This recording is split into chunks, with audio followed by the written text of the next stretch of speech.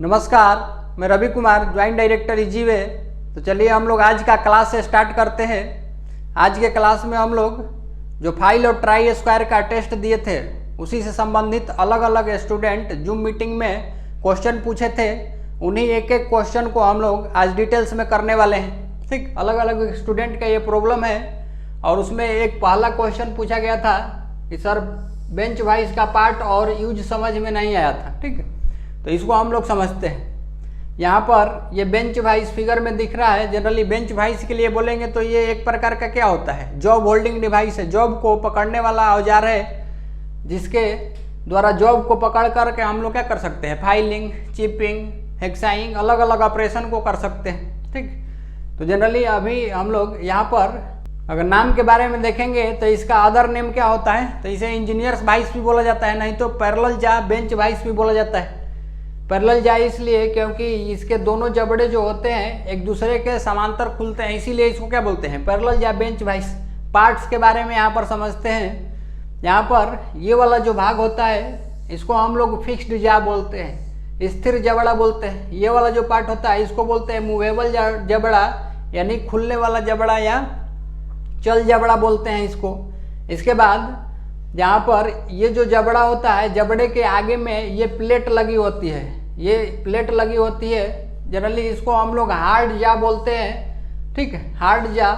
यहाँ पर देखेंगे इसको हार्ड जा को तो कुछ इस तरह से दिखता है। हार्ड जा के अगर मटेरियल के बारे में बताएंगे तो ये किसका होता है, टूल स्टील का, नहीं तो हाई कार्बन स्टील का बना होता है। और इस हार्ड जा के ऊपर में इस तरह से क्या होते हैं, उभरे हुए दांते होते हैं। और इन दांतों का क्या पर्पस होता है, तो जॉब को इसके बीच में रख करके पकड़ें तो क्या ग्रिपिंग के साथ, मजबूती के साथ क्या कर सकता है, पकड़ सकता है। ठीक है, इन जबड़े को इसके फिक्स जा और मूवेबल जा के साथ टाइट करने के लिए यहाँ पर स्क्रू होता है। इन स्क्रू के द्वारा क्या कर सकते हैं हम लोग, दोनों एक जबड़े में दो स्क्रू को डाल करके आसानी से इसमें क्या करते हैं, क्लैंप कर देते हैं। और फिर इसके बीच में जॉब को पकड़ करके क्या करते हैं, अलग अलग ऑपरेशन करते हैं। ठीक, इसके बाद ये जा हो गया। जा के बाद ये वाला भाग होता है, इसको क्या बोलते हैं, हैंडल बोलते हैं।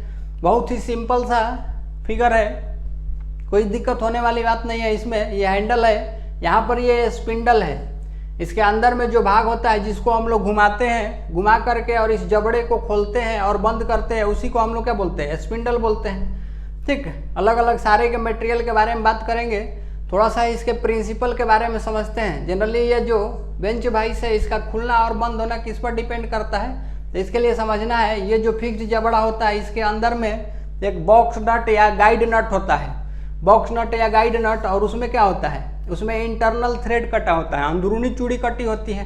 तो वो किसके जैसा बिहेव करता है, वो बिहेव करता है नट के जैसा। और ये जो स्पिंडल होता है इसके ऊपर स्क्वायर थ्रेड कटी होती है, तो ये कैसा बिहेव करता है, तो ये बिहेव करता है बोल्ट के जैसा। और नट और बोल्ट में हम लोग क्या करते हैं, ये नट है और ये बोल्ट है। इस नट और बोल्ट में इसको हम लोगों को आगे बढ़ाना होता है तो क्या करते हैं, टाइट करते हैं। कुछ इसी तरह से इसके हैंडल को क्लॉकवाइज डायरेक्शन में घुमाते हैं तो ये क्या होता है, बंद होता है। और एंटी क्लॉकवाइज डायरेक्शन में इसके हैंडल को घुमाते हैं तो उसके साथ स्पिंडल घूमता है और फिर खुलता है ये जबड़ा। तो ये जबड़ा क्या होता है, पीछे की तरफ खुलता है। तो इसका प्रिंसिपल बताएंगे तो क्या होगा, नट एवं बोल्ट प्रिंसिपल के आधार पर ये काम करता है। ठीक, इसके बाद स्पिंडल के पास में यहाँ पर अंदर में स्पिंडल के ऊपर ही एक स्प्रिंग होती है और उस स्प्रिंग को एक पिन के द्वारा कंप्रेस करके और रखा जाता है। ठीक, तो यहाँ पर ये जो बॉक्स नट और ये स्प्रिंग होता है इस वाइस के ये इंटरनल पार्ट होते हैं, अंदरूनी भाग होता है। ठीक, अभी एक एक पार्ट के बारे में हम लोग समझने वाले हैं, इनके मटेरियल के बारे में। जैसे ये फिक्स जा या मूवेबल जा जो होता है ये ग्रे कास्ट आयरन का बना होता है, GCI जिसको बोल सकते हैं शॉर्ट में। फिर ये हार्ड जा जो होता है ये वाला जो, ये किसका बना होता है, तो टूल स्टील नहीं तो हाई कार्बन स्टील का, HCS। ठीक, इसके बाद ये हैंडल और ये स्पिंडल जो होता है ये किसका बना होता है, माइल्ड स्टील, MS का बना होता है। ठीक, इसके बाद ये बॉक्स नट जो होता है इसका मटेरियल हम लोग क्या बोल सकते हैं, तो ये कास्ट आयरन का नहीं तो फास्फोरस ब्रॉन्ज का बना होता है। फास्फोरस ब्रॉन्ज नहीं तो फिर क्या बोल सकते हैं, गन मेटल का बना होता है, गन मेटल। ठीक, तो शॉर्ट में ये लिखे हैं, जैसे कास्ट आयरन, उसके बाद फास्फोरस, ब्रॉन्ज और गन मेटल का बना होता है। और ये जो स्प्रिंग होता है, ये स्प्रिंग किसकी बनी होती है? तो ये स्प्रिंग स्टील की बनी होती है, स्प्रिंग स्टील। ठीक, तो बहुत ही सिंपल चीज़ था, इसमें ऐसा कुछ चीज़ ही नहीं है जो समझने लायक नहीं है। कोई भी स्टूडेंट अगर वीडियो को 2, 3, 4 बार देख रहा है, एक बार समझ नहीं आने के बाद तो आसानी से इसको समझ सकता है। 4-5 बार के बाद में भी नहीं समझ में आया तो 10 बार देखना है एक वीडियो को। ठीक, 10 बार देख करके इस वीडियो को खून में घुसा लेना है। ठीक, तो इसी तरह से हम लोगों को आगे सारे वीडियो को देखते चलना है, और जो भी चीज़ नहीं समझ में आया 1, 2, 3 इस तरह से अलग अलग टाइम में समझने का कोशिश करेंगे तो इजीली समझ में आ जाएगा। इसमें ऐसा कोई चीज़ ही नहीं है जो दिख रहा है, सारा बाहर ही दिख रहा है, इजीली हम लोग कर सकते हैं। ठीक, इसके बाद अभी हम लोग इसके यूज के बारे में समझेंगे। ठीक, तो यूज क्या है, ये बेंच वाइज का प्रयोग किस लिए हम लोग करते हैं? तो वर्कशॉप में यहाँ पर पहला ये जॉब है बेंच वाइज में पकड़ा गया है। वर्कशॉप में इस तरह से जॉब को बेंच वाइज में पकड़ करके और फाइलिंग ऑपरेशन करने के लिए, यानी फाइल के द्वारा फालतू की धातु को काटने के लिए क्या कर सकते हैं? इसका प्रयोग कर सकते हैं। नहीं तो सिंपल सा भाषा में समझे तो बोल सकते हैं रेती के द्वारा जॉब के सतह को रेत करके, घिस करके और उसको क्या करना है? फिनिश करना है। तो इस तरह से पहला ऑपरेशन क्या है? फाइलिंग कर सकते हैं। उसके बाद दूसरा ऑपरेशन इस तरह से हेक्साइंग कर सकते हैं। ये हेक्सा ब्लेड है, जिसको फ्रेम में पकड़ा गया है। ये जॉब है, यहाँ पर जॉब में से ये फालतू की धातु काटनी है हम लोगों को, तो ये हेक्सा ब्लेड के द्वारा हम लोग बेंच वाइज में जॉब को पकड़ करके और कटिंग कर सकते हैं। और हेक्सा द्वारा जनरली कटिंग करने की क्रिया को क्या बोलते हैं? हेक्साइंग बोलते हैं। ठीक, तो इस तरह से इजीली हम लोग समझ सकते हैं। ये दूसरा यूज है। इसके बाद थर्ड यूज है, ये बेंच वाइज में जॉब को पकड़ करके और चीजल के द्वारा और हैमर के द्वारा इस तरह से धातु को छिलके के रूप में काट करके चिपिंग कर सकते हैं। चिपिंग नहीं तो इसको और क्या बोला जाता है? चीजलिंग भी बोल सकते हैं। चीजल के द्वारा जो धातु काटी जाती है, चीजलिंग नहीं तो चिपिंग बोल सकते हैं। खास करके यहाँ पर ये चिपिंग जनरली इस तरह का स्लॉट बनाना होता है, ग्रुप बनाना होता है, तो हम लोग क्या करते हैं? वहाँ पर चिपिंग कर देते हैं। ठीक, तो ये ऑपरेशन हम लोग कहाँ पर करते हैं? ऐसे हाथ में पकड़ करके और चीजल के द्वारा क्या कर सकते हैं? आसानी से कर सकते हैं ना? नहीं कर सकते हैं ऐसा। तो जनरली यहाँ इसीलिए क्या करते हैं? ये बेंच वाइज में जॉब को पकड़ करके क्या करते हैं? चिपिंग करते हैं। ये भी यूज है बेंच वाइज का। इसके बाद यहाँ पर ये जॉब है, और ये जॉब में इस प्रकार से होल है। इस होल में चूड़ी काटना है, थ्रेड काटना है। तो होल में चूड़ी काटने के लिए, अंदरूनी चूड़ी काटने के लिए हम लोग एक ऑपरेशन यूज करते हैं, और उस ऑपरेशन को बोला जाता है टाइपिंग। और ये टाइपिंग की क्रिया टाइप के द्वारा की जाती है।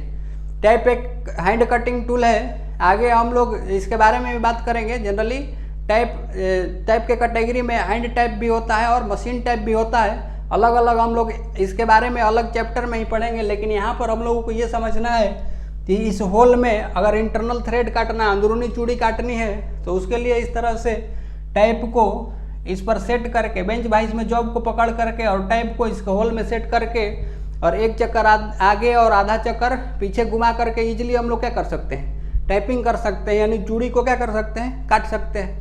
तो इन सारे कार्यों के लिए बेंच वाइज का प्रयोग किया जाता है। ठीक, तो ये बहुत ही सिंपल सा क्वेश्चन था। एक ही क्वेश्चन में दोनों को हम लोग डील कर लिए, जैसे बेंच वाइज के पार्ट और यूज के बारे में। इसके बाद हम लोग नेक्स्ट चलते हैं। अब नेक्स्ट क्वेश्चन जो है पूछा गया है टाइप्स ऑफ बेंच वाइज। ये बेंच वाइज का प्रकार रोहित कुमार के द्वारा पूछा गया क्वेश्चन है। ठीक, तो अभी इसमें हम लोग टाइप्स ऑफ बेंच वाइज में जो पहला बेंच वाइज पढ़े थे, स्विवल बेंच वाइज। जनरली इस वाइज के लिए अगर देखेंगे तो ये वाइज का ये जो बेस होता है, यानी बेस जो होता है इस तरह से ये स्विवल होता है, जनरली गोल होता है, और इसके बेस के ऊपर ये वाइज का ऊपर वाला भाग क्या कर सकते हैं? 360 डिग्री पर रोटेट कर सकते हैं, घुमा सकते हैं। 360 डिग्री पर घुमाने से क्या फायदा हो जाता है? तो इस बेंच वाइज के जबड़े में अगर जॉब को पकड़े हैं तो उसको अलग अलग स्थिति में 360 डिग्री पर हम लोग क्या कर सकते हैं? पकड़ करके और ऑपरेशन कर सकते हैं। जनरली यहाँ पर और भी इसको डिटेल्स में समझेंगे तो जिस तरह से स्विवल बेस मशीन वाइज थी उसी तरह से इसमें भी इसके बेस में ये स्विबल प्लेट होता है। यहाँ पर जैसे इसमें दिख रहा है ये स्विबल प्लेट है और इस पर एंगल का मार्किंग होता है, 1-1 डिग्री के एक्यूरेसी में एंगल का मार्किंग होता है। यहाँ पर ये नट बोल्ट को और इसके उस साइड वाले नट बोल्ट को खोल करके और इस बेस के अबाउट इस वाइस को क्या कर सकते हैं, घुमा सकते हैं 360 डिग्री, यानी 0 से 360 डिग्री में। तो ये ऐसा घुमाने से मशीन पर क्या फ़ायदा हो जाता है, तो ऐसा घुमाने से जॉब तिरछा हो जाता है, तो हम लोग टेपर सतह बना सकते हैं उस जॉब के ऊपर।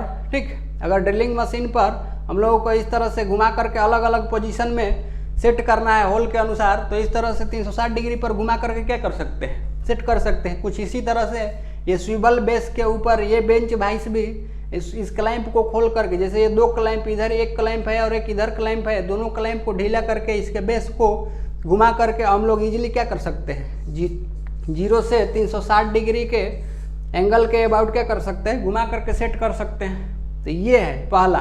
जनरली इसका प्रयोग हम लोग टूल रूम में करते हैं, जनरल वर्कशॉप में ये नहीं होता है। साधारण कार्यों के लिए जहाँ पर एक्यूरेसी के साथ काम करने की ज़रूरत होती है, जैसे टूल रूम, तो वहाँ पर इसका प्रयोग किया जाता है। तो इसका प्रयोग किस में करते हैं, टूल रूम में करते हैं। इसके बाद नेक्स्ट जो वाइस है, बेंच वाइस का टाइप ही है एक कॉम्बिनेशन वाइस। अब इसके बारे में समझते हैं।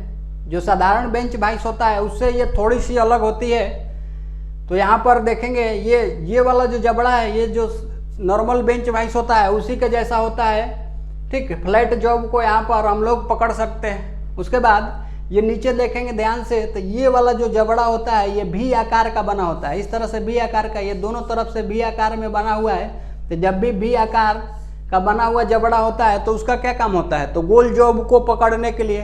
तो जनरली ये भी जो जबड़ा होता है, एडिशनल भी जबड़ा होता है, ये गोल जॉब को पकड़ने के लिए काम आता है। जैसे गोल शाफ्ट या पाइप और इन प्रकार के जो जितने भी राउंड जॉब है उनको क्या कर सकते हैं, इजीली इसमें पकड़ सकते हैं।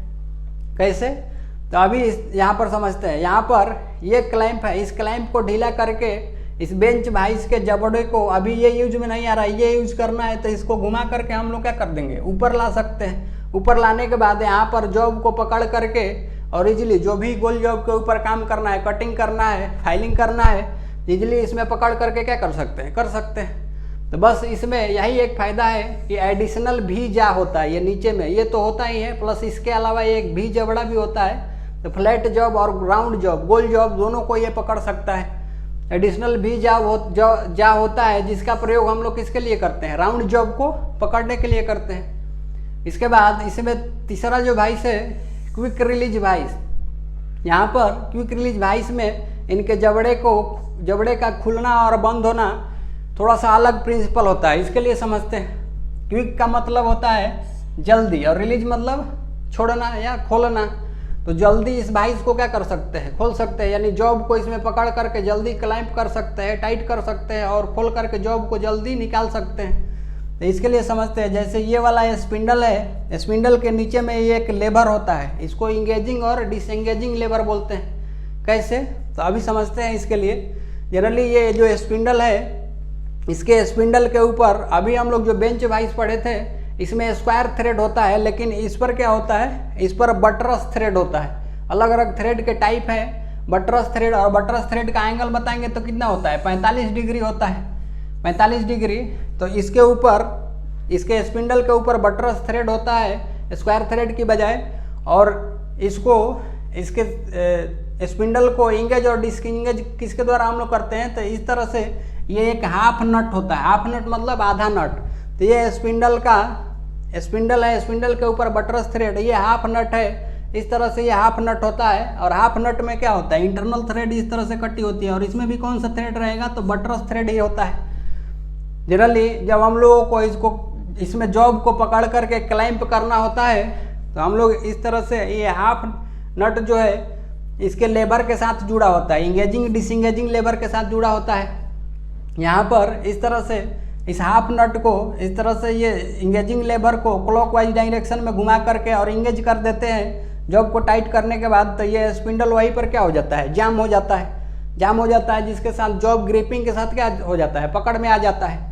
इसके बाद जब जॉब को निकालना होता है, तो ये इंगेजिंग और डिसएंगेजिंग लेबर को अब की बार हम लोग एंटी क्लॉकवाइज में यानी नीचे की तरफ कर देते हैं, इस पोजीशन में। तो ये क्या होता है, ये स्पिंडल के संपर्क को छोड़ देता है, हाफ नट स्पिंडल के संपर्क को छोड़ देता है, फिर जबड़े को आसानी से क्या कर लेते हैं, पीछे की तरफ खींच लेते हैं। तो इस तरह से हम लोग वहाँ भी जब पढ़ रहे थे क्लास में, तो वहाँ भी इसी तरह से अच्छे से समझे थे, तो इसमें कोई दिक्कत होने वाली बात ही नहीं है। फिर इस तरह से हम लोग समझ सकते हैं। तो इसमें ध्यान रखना है, ये बटरस थ्रेड होता है, 45 डिग्री एंगल और क्विक रिलीज मैकेनिज्म होता है। और क्विक रिलीज के लिए क्या होता है, ये हाफ नट होता है इस तरह से, ठीक। इसके बाद अब नेक्स्ट क्वेश्चन है क्वेश्चन नंबर 3। ये टेस्ट में क्वेश्चन था, यहाँ पर पूछा गया है फाइलिंग के कितने प्रकार होते हैं।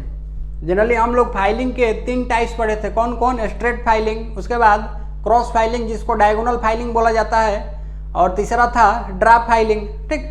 इनके अलावे भी और भी फाइलिंग है, उनके बारे में समझेंगे। लेकिन इस क्वेश्चन का अगर आंसर देखेंगे तो हम लोग जो पढ़े थे उसके अनुसार 3 टिक आउट कर सकते हैं इजीली। इसके अलावा फाइलिंग मेथड में जो ये 3 प्रकार के फाइलिंग मेथड है, इसके अलावा जॉब के शेप के अनुसार एक और फाइलिंग मेथड होता है जिसको हम लोग बोलते हैं कर्व फाइलिंग विधि, ठीक, कर्व फाइलिंग।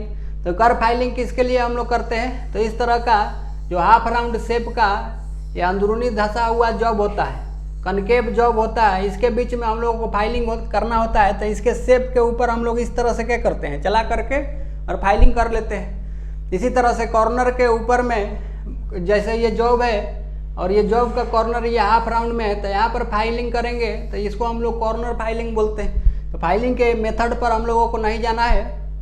जो मुख्य रूप से बेसिक फाइलिंग विधि है वो 3 ही होते हैं, स्ट्रेट, क्रॉस और फिर क्या, स्ट्रेट, क्रॉस और तीसरा ड्राफ्ट फाइलिंग, ठीक।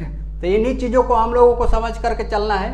अदर फाइलिंग मेथड देखेंगे तो ये यहाँ पर कर्व फाइलिंग और फिर कॉर्नर फाइलिंग, इस तरह से बहुत सारे मेथड हैं। जनरली एग्जाम में इस तरह का क्वेश्चन नहीं आता है कि कितने प्रकार होते हैं।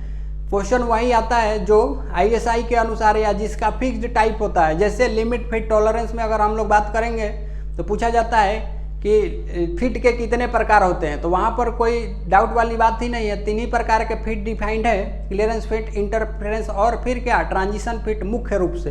तो इसी के आधार पर हम लोग शेप, फाइल के शेप के आधार, फ्लैट फाइल के अकॉर्डिंग क्लासीफाई करेंगे। तो इसकी विधि कितनी होती है, 3 विधि होती है, ठीक है, 3 विधि। और शेप अलग अलग जॉब के शेप के आधार पर देखेंगे तो हम लोग कर्व फाइलिंग, फिर इस तरह से कॉर्नर फाइलिंग अलग अलग बोल सकते हैं। तो हम लोगों को 3 ही समझ करके चलना है अभी, ठीक। इसके बाद नेक्स्ट क्वेश्चन है question number 4। Half round file के फ्लैट तथा कर्व फेस पर कैसे दांते कटे होते हैं। सिकंदर कुमार के द्वारा पूछा गया क्वेश्चन है। जनरली हाफ राउंड फाइल में हम लोग पढ़े थे तो वहाँ पर क्या था, ये इसका क्रॉस सेक्शन यानी शेप देखेंगे काट करके तो कैसा दिखता है, अर्धगोलाकार दिखता है। इसमें 2 सतह होती है ना, ये फ्लैट फेस है और ये वाला क्या है, हाफ राउंड फेस है। तो जनरली यहाँ पर ये फ्लैट फेस के ऊपर में देखेंगे तो इस तरह से ये डबल कट दांते कटे होते हैं, दोनों तरफ से ये क्रॉस करके दांते कटे होते हैं। तो फ्लैट फेस पर क्या होते हैं, डबल कट दांते कटे होते हैं। और ये कर्व सतह होता है, इसके ऊपर यानी हाफ राउंड सतह होता है, इस पर सिंगल कट दांते कटे होते हैं। ये भी पूछा गया था कि फ्लैट फेस पर कैसे दांते कटे होते हैं, और ये हाफ राउंड शेप जो होता है, सतह होता है, इस पर किस प्रकार के दांते कटे होते हैं। तो इस पर होता है सिंगल कट, ठीक। तो इस तरह से कर सकते हैं इजीली, ठीक। उम्मीद करते हैं समझ में आया होगा। आगे हम लोग चलते हैं नेक्स्ट क्वेश्चन के लिए। नेक्स्ट क्वेश्चन है ओवर कट तथा अप कट क्या होता है। यह भी सिकंदर कुमार के द्वारा पूछा गया है। जनरली कट के आधार पर हम लोग जो फाइल पढ़े थे उसमें एक सिंगल कट, डबल कट, तो यहीं पर हम लोग इसके बारे में समझते हैं। जनरली सिंगल कट फाइल में क्या होता था, तो इस तरह से अगर सिंगल कट फाइल है और ये इसका फाइल का एक्सिस है, तो इसमें दांते क्या होते हैं, इस तरह से एक ही तरफ से काटे जाते हैं। और इन दांतों का झुकाव इस केंद्रीय रेखा के साथ देखें तो ये कितना डिग्री होता है, तो ये होता है 60 डिग्री। तो ये तो सिंगल कट की बात है। जनरली ये ओवर कट और अप कट जो दांतें होते हैं ये डबल कट फाइल में पाई जाती है। यहाँ पर डबल कट के लिए समझते हैं, जैसे यहाँ पर ये फाइल है, ये फाइल का यहाँ से देखेंगे तो ये ऊपरी एज है और ये नीचे वाला एज है, ठीक। जनरली ये जो फर्स्ट कट होता है ये ऊपरी एज से नीचे की तरफ होता है, ऊपरी एज से नीचे की तरफ होता है, इसी को हम लोग क्या बोलते हैं, फर्स्ट कट। और दूसरे नामों से अगर जाने तो इसको हम लोग ओवर कट भी बोलते हैं, ओवर कट बोला जाता है, ठीक। इसके बाद डबल कट में जो एक ये कट होता है इसको हम लोग बोलते हैं अप कट, इसको बोला जाता है up cut, up cut. Generally यहाँ पर कुछ और चीज़ समझते हैं। अप कट के लिए अप कट के बारे में बात करेंगे तो ये निचला एज और ये ऊपर वाला एज नीचे वाले एज से ऊपर की तरफ उल्टा करके कटा होता है।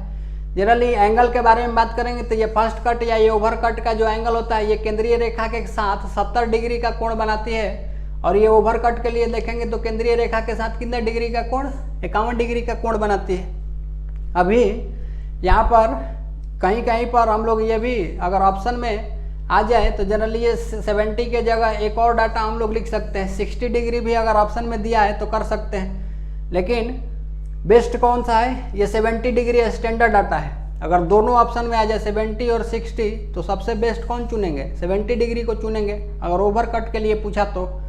और अप कट के लिए पूछेगा तो जनरली ये एक्चुअल जो डाटा होता है स्टैंडर्ड डाटा ये 51 डिग्री होता है, लेकिन इसका हम लोग एक और वैल्यू बता सकते हैं, 75 डिग्री से कितना 80 डिग्री तक रेंज में भी बता सकते हैं कि ये एंगल होता है। अगर मान लीजिए ये भी ऑप्शन है और ये भी ऑप्शन है तो किसको चूज करना है, तो सबसे बेस्ट आंसर कौन सा होगा, ये 51 डिग्री। अगर ये नहीं है तो इसको हम लोग ऑप्शन में चूज कर सकते हैं। अगर यहाँ पर 70 नहीं है ओवर कट के लिए तो ये 60 चूज कर सकते हैं, ठीक। तो इस तरह से चीज़ों को हैंडल करना है। कुछ और चीज़ समझते हैं यहाँ पर, जैसे ये जो ओवर कट है अगर इसको हम लोग इस तरह से देखें, इसका झुकाव किधर है, लेफ्ट और राइट के तरह, तो इस तरह से हम लोग समझ सकते हैं। जैसे ये ओवर कट है इसका झुकाव किस तरह से, इसी तरह से फिगर में अच्छे से समझते हैं यहाँ पे। और ये एक दूसरा फिगर किसके लिए, अप कट के लिए, अप कट का झुकाव किधर है, ऐसे है। तो इसके लिए थोड़ा सा हम लोग समझते हैं। अगर लेफ्ट और राइट की तरफ इसका झुकाव बताना होगा तो कैसे बोल सकते हैं, ये हम लोगों को कैसे समझना है, हम लोगों को इधर से इधर जाना है, यहाँ से यहाँ हम लोग आगे बढ़ रहे थे, बढ़ने के लिए यहाँ से हम लोगों को किधर जाना है, आगे जाने के लिए इधर आना पड़ेगा, यानी हम लोग यहाँ पर हैं और यहाँ से किधर आ रहा है, इधर आ रहे हैं। तो ये क्या है, ये राइट की तरफ होती है, राइट हैंड की तरफ क्या होता है, इसका झुकाव होता है, किसका, ओवर कट का राइट हैंड की तरफ झुकाव होता है। नहीं तो अगर किसी के दिल में इच्छा होगा कि अब इधर से जा कर के देखेंगे तो कैसे, तो इधर से भी आकर के आसानी से देख सकते हैं। देखिए यहाँ से हम लोग इधर जा रहे थे, यहाँ ढलान की तरफ आगे बढ़ने के लिए हम लोगों को किधर जाना है, आगे बढ़ने के लिए इधर जाना है, इधर ढलान है। तो यहाँ से भी देखेंगे तो ये क्या है, राइट ही है। तो ये राइट हैंड की तरफ झुकाव होता है ये ओवर कट का, या हम लोग इसको फर्स्ट कट भी बोलते हैं, ठीक। इसके बाद किसी भी तरफ से देखेंगे तो इसका क्या है, राइट हैंड की तरफ क्या होता है, झुकाव होता है। जबकि इसमें देखेंगे अगर हम लोग तो यहाँ से देख सकते हैं, इस तरह से इसका झुकाव है। यहाँ से हम लोग इधर आगे बढ़ रहे थे और आगे यहाँ इसी के साथ झुकाव के साथ आगे जाने के लिए ढलान के साथ जाना है आगे, तो किधर जाना पड़ेगा, इधर जाना पड़ेगा। तो किधर जा रहे हैं, यहाँ से लेफ्ट हैंड की तरफ। तो ये क्या होता है, जो अप कट जाते होते हैं इसके झुकाव किधर होते हैं, लेफ्ट हैंड की तरफ होते हैं। अब इधर से जाएं या इधर से आएँ, कहीं से भी ये लेफ्ट हैंड ही है। जैसे यहाँ से आगे बढ़ते हैं, यहाँ से हम लोगों को आगे जाना है, आगे ये इस तरह से जाते जाना है और इसी के साथ हम लोगों को आगे जाना है। तो किधर जाएंगे, ढलान के साथ इस तरह से आएंगे। तो यहाँ से भी क्या होगा, यहाँ से देखेंगे तो ये किधर आ रहा है, लेफ्ट ही आ रहा है। तो ये लेफ्ट हैंड की तरफ क्या होता है, झुकाव होता है। यानी कहीं से भी जाए, इधर से जाए या इधर से जाए, राइट हैंड है तो राइट हैंड की तरफ, और लेफ्ट हैंड है तो क्या है, लेफ्ट हैंड की तरफ भी क्या होता है, झुकाव होता है। सिंपल सा बोल सकते हैं। ओवर कट किधर झुका होता है, ये राइट हैंड की तरफ, और ये जो अप कट होता है ये किधर झुका होता है, इसका लेफ्ट हैंड की तरफ। तो उम्मीद करते हैं क्वेश्चन का आंसर मिल गया होगा। अभी नेक्स्ट हम लोग देखते हैं, आगे का क्वेश्चन देखते हैं। नेक्स्ट क्वेश्चन है, गुणीय को किसे जांचने के लिए प्रयोग किया जाता है। ये टेस्ट का क्वेश्चन है। इसमें भी बहुत लोगों का कन्फ्यूजन था और इसरो 2016 में पूछा गया क्वेश्चन है। यहाँ पर गुणिया जो ट्राई स्क्वायर होता है उसका प्रयोग हम लोग किस लिए करते हैं, तो एक एक ऑप्शन के थ्रू इसको देखते हैं। पहला है सतहों के बीच के कोण। बहुत लोग बोल रहे थे कि ये सतहों के बीच के कोण क्यों नहीं होगा। सतहों के बीच के कोण दे दिए यहाँ पर 45 डिग्री, सतहों के बीच का कोण 30 डिग्री, 15 डिग्री। ट्राई स्क्वायर के द्वारा माप सकते हैं क्या? नहीं माप सकते हैं, क्योंकि उसका स्टॉक और ब्लेड क्या होता है 90 डिग्री पर जुड़ा होता है ना। तो सतहों के बीच का कोण, कहने का मतलब यहाँ पर कोण डिफाइंड किया है क्या कि 90 डिग्री ही चेक करना है। तो ये ऑप्शन ऐसे ही रद्द। उसके बाद दूसरा है सतहों के वर्गता को चेक करना। तो सतहों की वर्गता के लिए हम लोग क्या किए थे, अच्छे तरीके से समझे थे। वर्गता मतलब क्या है, जो जॉब के साइड है एक दूसरे के साथ क्या होंगे 90 डिग्री पर, यानी इस प्रकार का ये जॉब है। ट्राई स्क्वायर के द्वारा हम लोग ये वाली ये साइड इसके साथ 90 डिग्री चेक कर सकते हैं आसानी से कि 90 डिग्री है कि नहीं। ये और ये साइड भी 90 डिग्री चेक कर सकते हैं, ये और ये भी चेक कर सकते हैं, ये और ये भी चेक कर सकते हैं। अगर चारों तरफ से 90 डिग्री आ गया तो इस जॉब को क्या बोलेंगे, ये वर्ग आकृति की जॉब है। इसीलिए हम लोग क्या बोलते हैं, सतहों की वर्गता को जांचने के लिए इसमें राइट आंसर को क्या कर सकते हैं, टिक आउट कर सकते हैं। सतहों की वर्गता मतलब क्या, 90 डिग्री एंगल को चेक करना है, स्क्वायरनेस को चेक करना है। ठीक, इसके बाद सतहों के स्ट्रेटनेस को चेक करने के लिए, स्ट्रेटनेस और फ्लैटनेस में अंतर है। स्ट्रेटनेस का मतलब होता है सीधापन। जैसे कोई छड़ है उसके सीधे होने की जांच कर रहे हैं कि ये पूरा लंबाई में सीधा है कि नहीं। तो जनरली ये ट्राई स्क्वायर के द्वारा हम लोग नहीं करते हैं, स्ट्रेटनेस की जांच हम लोग ये स्ट्रेट एज के द्वारा करते हैं। ठीक, फ्लैटनेस की बात आएगी तो इस प्रकार का ये जॉब है, इसके चपटेपन को चेक करना है कि ये पूरा सतह फ्लैट है कि नहीं। तो इस फ्लैटनेस को चेक करने के लिए हम लोग किसका प्रयोग करते हैं, ट्राई स्क्वायर का प्रयोग कर सकते हैं। तो यहाँ पर फ्लैटनेस रहता तो इस ऑप्शन की तरफ जाते, तो ये भी नहीं होगा। और एक दिया है नॉन ऑफ दिस, तो राइट आंसर कौन सा है, सतहों के वर्गता को जांच करने के लिए। वहाँ पर बार बार यही चीज़ समझा रहे थे कि ट्राई स्क्वायर के लिए इस प्रकार से भी ऑप्शन बनाता है कि to check squareness of the job.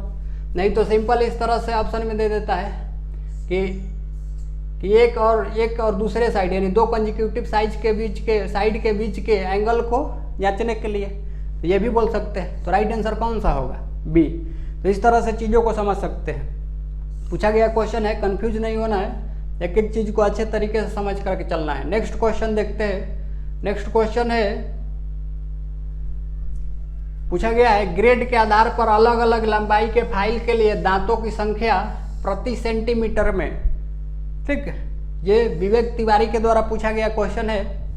Generally हम लोग ग्रेड के बारे में समझे थे, अलग अलग इस तरह से चार्ट के बारे में नहीं लिखे थे, क्योंकि ये चार्ट याद करना संभव भी नहीं है और यहाँ से ज़्यादातर क्वेश्चन पूछे भी नहीं जाते हैं। तो इस तरह से लेंदी क्वेश्चन पड़ जाते हैं। ठीक, तो यहाँ पर थोड़ा सा समझ लेते हैं। इसके लिए जनरली ग्रेड जो होता है मेट्रिक सिस्टम में क्या होता है, तो ये 10 mm में दांतों की संख्या, नहीं तो 1 सेंटीमीटर। 1 सेंटीमीटर को क्या बोल सकते हैं, 10 mm भी बोल सकते हैं ना। 10 mm में नहीं तो 1 सेंटीमीटर में दांतों की संख्या को बताता है, नहीं तो इंच में बोलेंगे तो 1 इंच में दांतों की संख्या को बताता है। यानी यहाँ से यहाँ तक मान लें ये 1 सेंटीमीटर या 10 mm है, तो इसमें कितने दांत है उसके आधार पर अलग अलग ग्रेड को क्या किया गया है, बताया जाता है। और अलग अलग ग्रेड के आधार पर इनका नाम भी क्या होता है, अलग अलग होते जाता है। कैसे, तो सिंपली हम लोग बोल सकते हैं ग्रेड जो होता है एक दूसरे भाषा में ये अलग अलग फाइल के दांतों की स्पेसिंग के लिए भी बताता है। स्पेसिंग मतलब एक से दूसरे दांत के बीच की दूरी, यानी एक से दूसरे दांत के बीच की दूरी को क्या बोलते हैं, पिच। यानी पिच को भी ये क्या कर सकता है, बताता है कि 10 mm में या 1 सेंटीमीटर में कितने दांत हैं, उसके अनुसार पिच आसानी से हम लोग क्या कर सकते हैं, कैलकुलेट कर सकते हैं। कैसे कर सकते हैं, तो अगर आपसे कोई बोल दिया कि ये 10 mm के लंबाई में कितने दांत, 10 दांत हैं, तो 10 mm लंबाई में कितना दांत है, 10 दांत। तो एक से दूसरे दांत की बीच की दूरी कितनी हो जाएगी, तो 10 बटा क्या करेंगे 10, यही क्या हो जाएगा पिच। तो पिच बराबर कितना आ जाएगा 1 mm आ जाएगा ना, 1 mm। तो इस तरह से हम लोग इजीली कर सकते हैं। जनरली यहाँ पर समझ करके चलते हैं कि मान के चलिए ये 10 mm के लंबाई में ही यहाँ पर देखेंगे। अगर फर्स्ट ये टेबल को थोड़ा सा समझते हैं, या ग्रेड दिया गया है यहाँ पर लंबाई मिलीमीटर में, जो फाइल का लंबाई अलग अलग हम लोग रेंज में पढ़े थे कितना 100 से 450 mm ये है। इसके बाद यहाँ पर अलग अलग लंबाई के फाइल के लिए प्रति सेंटीमीटर में दांतों की संख्या, यानी 1 सेंटीमीटर में कितने दांत होंगे अलग अलग ग्रेड के फाइल के लिए, वो दिखाया गया है। अगर यही 10 mm के लंबाई में अगर रफ फाइल है तो इसमें कितने दांत होंगे? 10 दांत। इस तरह से रफ फाइल है तो कितना दांत होगा? 10 दांत, यानी पिच एक से दूसरे दांत के बीच की कितनी हो जाएगी? 1 mm। अभी जैसे जैसे इनका आगे आगे बढ़ते जाएगा ग्रेड, दूसरा है बास्टर्ड, दांतों की संख्या क्या होती जाएगी? बढ़ती जाएगी। पहला था रफ, दूसरा है बास्टर्ड। तो बास्टर्ड में यहाँ देखेंगे तो कितना दांत है? 18 दांत। तो इसी 10 mm लंबाई में या 1 सेंटीमीटर में कितने दांत हो जाएंगे? 10 और 8 दांत बढ़ेंगे, यानी टोटल कितने? 18 दांत। तो ये समझने वाली बात है, जब इतने ही लंबाई में दांतों की संख्या बढ़ेगी तो ये पिच क्या होगा? कम होगा ना। तो पिच कैसे निकाल सकते हैं? तो पिच हम लोग निकाल सकते हैं कि 10 mm के लंबाई में कितना दांत? 18 दांत है। तो इस तरह से डिवाइड करके क्या कर सकते हैं? पिच को निकाल सकते हैं। तो दांतों के स्पेसिंग के आधार पर ये अलग अलग ग्रेड डिफाइंड है, जैसे rough, bastard, second cut, smooth और क्या? Dead smooth. एक चीज़ और समझना है यहाँ पे, जनरली रफ जो फाइल होता है इसमें दांत क्या होते हैं? कम होते हैं प्रति 10 mm में। तो ये क्या होता है, जब धातु इसके द्वारा काटते हैं तो ज़्यादा मात्रा में धातु को क्या करता है? बड़े बड़े चिप्स के रूप में काट करके निकाल देता है। तो सबसे भारी मात्रा में, ज़्यादा मात्रा में धातु निकालना होगा तो किसको बोल सकते हैं? Rough file.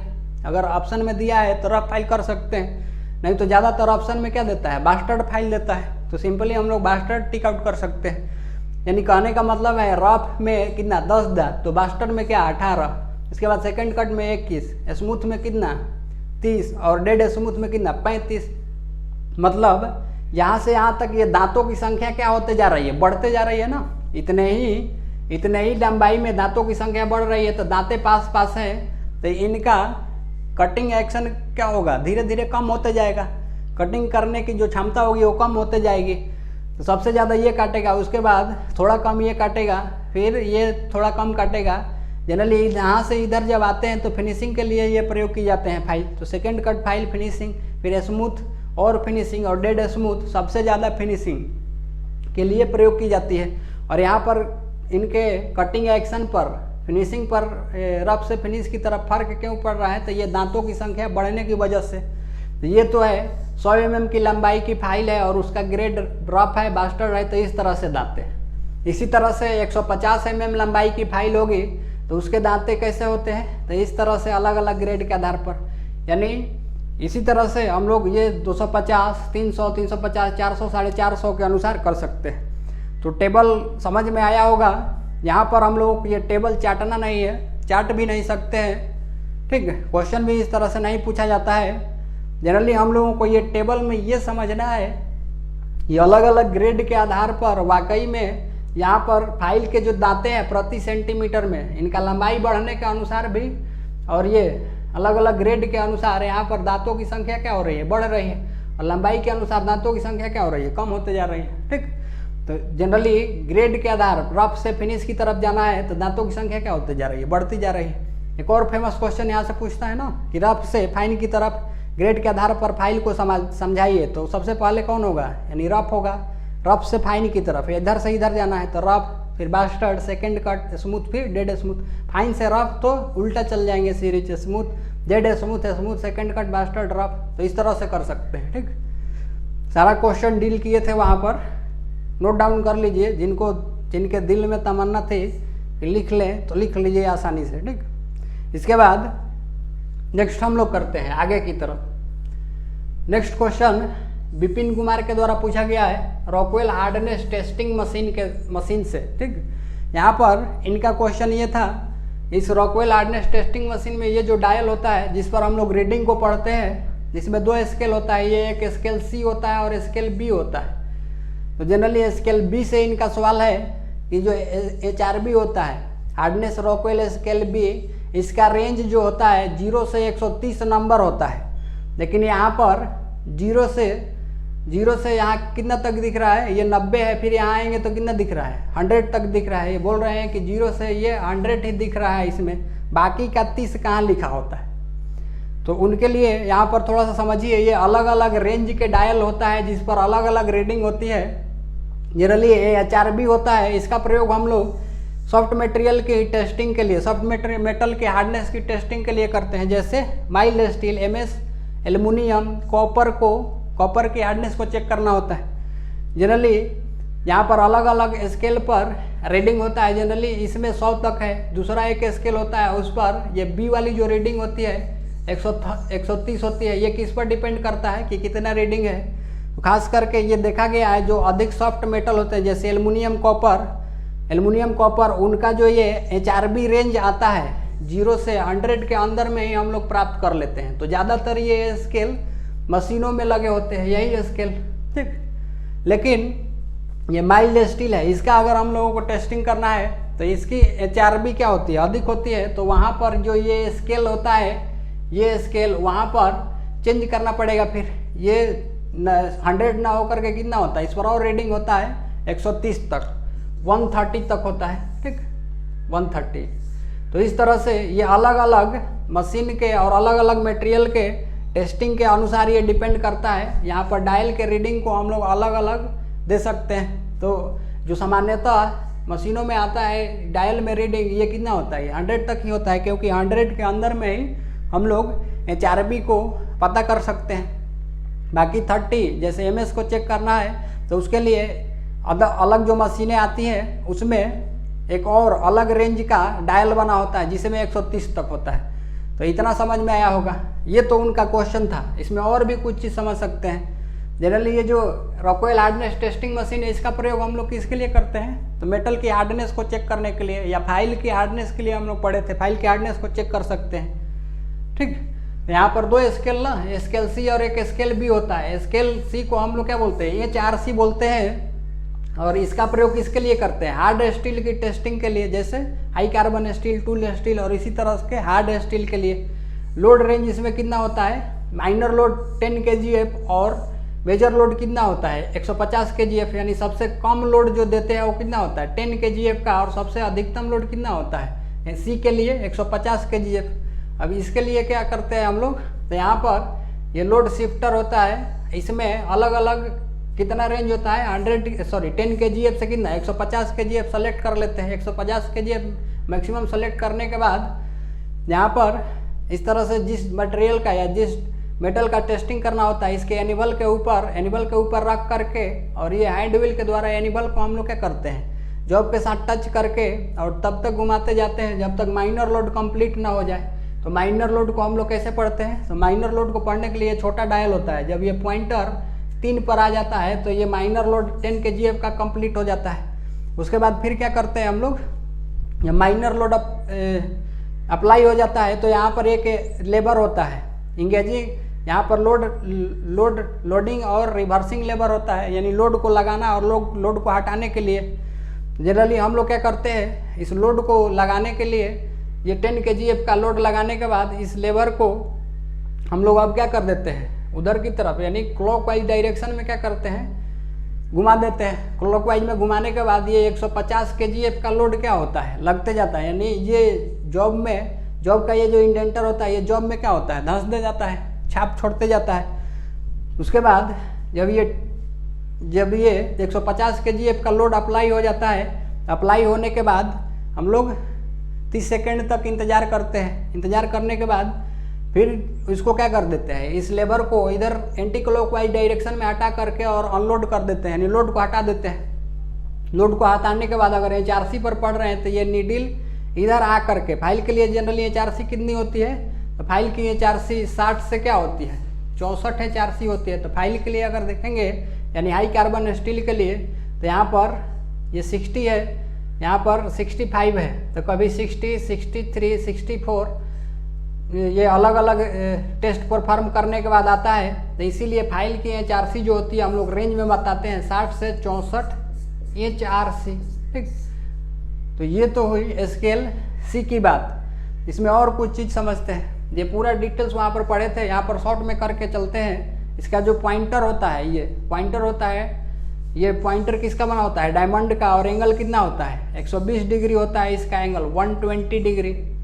इसके बाद इसकी HRC रेंज कितनी होती है 0 से 100 नंबर तक, यानी कितने रेंज में ले सकते हैं HRC को 0 से 100 तक। इसी तरह से HRB के लिए ये रेड वाली जो रीडिंग है इसको हम लोग पढ़ते हैं। इसी तरह से परफॉर्म करने के लिए किसके लिए प्रयोग करते हैं, तो सॉफ्ट मेटल जैसे mild steel, aluminium, copper, load range कितना होता है तो 10 kgf से कितना 100 kgf, यानी इस लोड शिफ्टर के द्वारा हम लोग कितना अप्लाई करते हैं 100 kgf का लोड अप्लाई करते हैं। टूल पॉइंट किसका होता है, हार्ड स्टील बॉल होता है।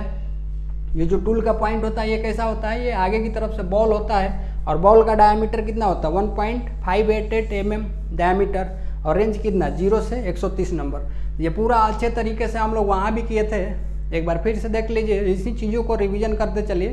ठीक, फाइल के HRC ध्यान रखना है यहाँ पर, ये बॉल का डायमीटर ध्यान रखना है, माइनर लोड मेजर लोड ध्यान रखना है दोनों स्केल पर। ठीक है, HRC रेंज भी ध्यान रखना है, सारा इंपॉर्टेंट पॉइंट है। इसके बाद नेक्स्ट क्वेश्चन हम लोग करते हैं रास्प कट और ये वक्राकार कट फाइल यानी कर्व कट फाइल के बारे में जानने की इच्छा प्रकट की थी शिव कुमार ने। अब इसके लिए समझते हैं, बहुत ही सिंपल सा है ना ये। तो सबसे पहले रास्प कट फाइल, रास्प कट फाइल के बारे में बात करेंगे। तो यहाँ पर ये रास्प कट फाइल है, इस फिगर में रास्प कट फाइल के ऊपर में इस तरह से ये दांते क्या होते हैं, ये त्रिभुजाकार टाइप के ये उभरे हुए दांते होते हैं, ये उठे हुए दांत होते हैं, रफ दांते होते हैं। और इसके शेप के बारे में बात करेंगे, अगर इसको काट करके देखेंगे, क्रॉस सेक्शनल एरिया देखेंगे, क्रॉस सेक्शन देखेंगे तो कैसा होता है, ये हाफ राउंड होता है। तो ये जो रास्प कट फाइल होती है केवल हाफ राउंड शेप में बनी होती है या हाफ राउंड शेप में मिलती है। इसके ऊपर इस तरह से दांते उठे होते हैं। ठीक, और इसका प्रयोग किसके लिए करते हैं, तो लकड़ी चमड़ा लेदर, हाँ लकड़ी चमड़ा लेदर नहीं तो फाइबर, ठीक, प्लास्टिक, इन सारे को रेतने के लिए प्रयोग किया जाता है। तो कॉमन सा क्वेश्चन पूछा था एक बार एनसीएल में कि रास्प कट जो फाइल होती है उसकी शेप कैसी होती है। ये दांतों का शेप नहीं पूछा है कि ये उठा हुआ त्रिभुजाकार शेप, मतलब इसका क्रॉस सेक्शन काट करके देखेंगे तो कैसे दिखेगी, तो ये कैसा दिखता है, हाफ राउंड शेप में दिखती है। ठीक, तो इस तरह से यही पूछा था, हाफ राउंड शेप। ठीक, तो टिक आउट कर सकते हैं इजीली हम लोग हाफ राउंड शेप को। इसके बाद एक और क्वेश्चन पूछा जाता है, फेमस क्वेश्चन, लकड़ी चमड़ा लेदर पर फाइलिंग करने के लिए किस फाइल का प्रयोग करते हैं, तो रास्प कट फाइल का प्रयोग करते हैं। इसके बाद कर्व्ड कट फाइल में, ये कर्व्ड कट फाइल जो होती है इसका क्रॉस सेक्शन देखेंगे अगर काट करके तो ये कैसी होती है, फ्लैट ही होती है। और इसके फ्लैट फेस पर इस तरह से कर्व दांते कटे होते हैं, कर्व दांत कटे होते हैं। ठीक, ज़्यादा मात्रा में सॉफ्ट मटेरियल को काटने के लिए, जैसे एल्युमिनियम, टीन, कॉपर, प्लास्टिक, इनको काटना है तो हम लोग इजीली क्या कर सकते हैं, ज़्यादा मात्रा में काट सकते हैं। ये इस तरह से कर्व दांत थोड़ा सा उभरे हुए होते हैं तो ज़्यादा मात्रा में क्या करता है, ये मटेरियल को काट देता है। जनरली सॉफ्ट मेटल को काटने के लिए टिन, एल्युमिनियम, कॉपर, प्लास्टिक को काटने के लिए क्या करते हैं, इसका प्रयोग करते हैं। और इसका एक दूसरा नाम भी होता है, इसको क्या बोलते हैं, एक विक्सन फाइल भी बोला जाता है, विक्सन फाइल। ठीक, ये चीज़ इतना हम लोग इजीली कर सकते हैं। इसके बाद टोटल इतने ही क्वेश्चन थे। इसके अलावा और कुछ नॉर्मल क्वेश्चन पूछा गया था, जैसे कुछ लोग पूछे थे सर वहाँ पर जब हम लोग पढ़ाई करते हैं तो फीटर लिख करके आता है, मशीनिस्ट टर्नर वालों के लिए CNC चैप्टर है कि नहीं है। ठीक, तो उनके लिए हम लोग बात करेंगे अभी। जनरली आपको कोई कन्फ्यूजन नहीं रखना है, जो मैकेनिकल ग्रुप है उनके सारे सिलेबस को हम लोग यहाँ पर करने वाले हैं। ठीक, एक एक करके। जैसे सबसे पहले मशीनिस्ट ट्रेड के बारे में हम लोग बात करेंगे। मशीनिस्ट वालों के ट्रेड में जितने भी मशीनें हैं, जैसे मिलिंग मशीन है, शेपर है, प्लेनर है, ये सारे मशीन, लेथ मशीन, ये सारे मशीन हम लोग करने वाले हैं। ठीक, जनरली यहाँ से क्वेश्चन पूछा जाता है ज़्यादातर उनके लिए। ठीक, और ये बेसिक से भी क्वेश्चन पूछा जाता है। तो ऐसा हम लोगों को समझ करके नहीं चलना है कि ये इम्पोर्टेंट है, ये इम्पोर्टेंट है, सारा इम्पोर्टेंट है। आसानी से हम लोग सारे चीज़ों को करते चलेंगे। मशीनिस्ट वालों के लिए CNC का भी टॉपिक है, सारे सिलेबस को हम लोग कवर करेंगे, टेंशन नहीं लेना है। बस जितना चीज़ हम लोग क्लास में कर रहे हैं उतना करते जाना है, अच्छा लेवल बन जाएगा धीरे धीरे। ठीक, तो टेंशन वो आप छोड़ दीजिए, वो हमारा काम है, वो सारा हम सिलेबस के अनुसार आपका, चाहे मशीनिस्ट हो, फिटर हो, टर्नर हो, सबके लिए हम लोग सिलेबस को कवर करेंगे। ठीक, इसके बाद टर्नर के लिए, टर्नर में मुख्य रूप से लेथ मशीन से ज़्यादा क्वेश्चन पूछा जाता है। तो लेथ मशीन का पूरा बड़ा पार्ट है, हम लोग उसको पढ़ेंगे एक एक करके, एक एक पार्ट के बारे में सारा चीज़ पढ़ने वाले हैं। तो टेंशन लेने की आवश्यकता नहीं है, इजीली इन सारे चीज़ों को हम लोग कर सकते हैं। ठीक, कुछ और भी इंफॉर्मेशन है तो इतना समझ में आया होगा। जनरली किसी को चिंता नहीं करना है, हम लोग सही रास्ते पर आसानी से धीरे धीरे बढ़ते चलेंगे। एक दिन आपका लेवल, कुछ दिन के बाद आप खुद जांच करेंगे तो पता चलेगा कि मेरा लेवल पहले क्या था अभी क्या है। ठीक, जनरली अभी हम लोग कुछ और चीज़ बात करते हैं। ये जो आज का क्वेश्चन था, एक दो क्वेश्चन को छोड़ करके बाकी सारे क्वेश्चन ऐसे ही थे कॉमन। और ये प्रॉब्लम पता है कहाँ से आ रहा है? वीडियो को अच्छी तरीके से आप लोग वॉच नहीं कर रहे हैं। एक बार देखे फिर छोड़ दिए, नोट डाउन नहीं किए, सारा चीज़ निकल गया। एक दिन के बाद फिर दूसरा दिन ऐसे नोट डाउन करके अच्छे से समझे नहीं है तो दूसरा दिन देखेंगे तो पूरा वो धुआं धुआं दिखेगा, काला दिखेगा 3-4 दिन के बाद। ठीक, तो इस तरह से नहीं करना है। कुछ लोग तो ऐसे देखते देखते आधा घंटा बीता ही नहीं, सो करके देख रहा है, देखते देखते सो गया। कुछ लोग तो देखा ही नहीं, मीटिंग में आ करके बैठे हुए थे तो उनको लगा कि क्वेश्चन हो रहा है तो हम भी कुछ पूछ लेते हैं, फालतू का बैठेंगे तो बेइज्जती है। तो क्या पूछना है उसको समझ करके पूछिए आप लोग। ठीक, थोड़ा सेंस वाला क्वेश्चन अच्छे से पूछिए, उसका हम सलूशन करेंगे यहाँ पर। सारा चीज़ बेसिक क्वेश्चन एकदम नहीं पूछना है उसको, वो सारा क्वेश्चन और डाउट जो है वो क्लियर हो जाएगा आपको वीडियो देखने से। 3-4 बार वीडियो देखिए, जब तक नहीं समझ में आ रहा है 5-10 बार देखिए, वीडियो को खून में घुसा लीजिए। ठीक, तो इस तरह से पढ़ने का तरीका है, ऐसा नहीं कि आए और कुछ भी दाग दिए। ठीक है, चलिए ये सब समझने के बाद अब आशा करते हैं कि ध्यान से आप लोग पढ़ेंगे, नोट डाउन करते चलिए साथ में ही वीडियो देख करके, नहीं तो देखा हुआ चीज़ फिर ज़्यादा दिन तक टिकेगा नहीं। ठीक, नेक्स्ट क्लास में हम लोग मिलेंगे, तब तक के लिए धन्यवाद।